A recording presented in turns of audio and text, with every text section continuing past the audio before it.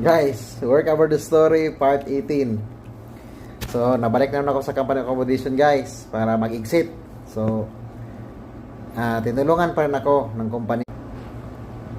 Yun, tinulungan pa rin ako ng kumpanya, guys. Hindi talaga na ako binitawan. So, siguro sa ganda ng performance ko. So, sinid na yung profile ko sa offshore para ma-offshore ako.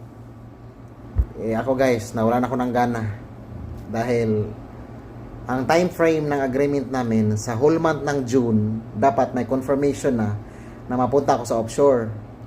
So dapat sa June na interview ako para pag ang July may training pa kasi yun para straight siya ba, straight yung ano ko ba, work, kasi ayaw kong matambay. Pag matambay ka kasi guys, hindi ka sweldoan ng full basic salary. So isa yun sa tinarget kong time frame na dapat pag June, delay na yan, May, June, may interview na nangyayari na dapat sa offshore at i-confirm na tanggap ako. Kasi kung tanggap ako, pwede na ako mag-join sa July.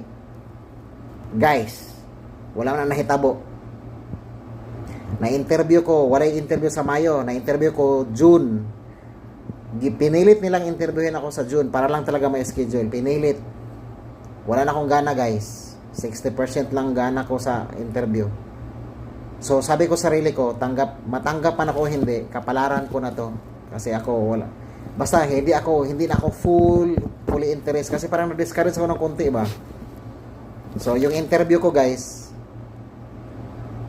80% lang guys. Hindi siya 85 or 90 para i-accept ka. So at the end, bagsak yung declaring ng interview ko guys. So sabi ko, uwi na ako. Sabi kong ganun. Uwi na ako. So yun, nag-exit ako guys. Nag-exit ako ng August 3. No? August 3. July 23 pala ako na-interview guys. Natingga pa ako guys ng halos magdalawang buwan. Natingga ako sa company accommodation. Kay hinintay talaga nila na ma-offshore ko. Yeah, hindi na nagtugma, na-align sa planning. So, na-discourage ako guys. Kasi, yung work ko doon sa Othmania, extension lang yon.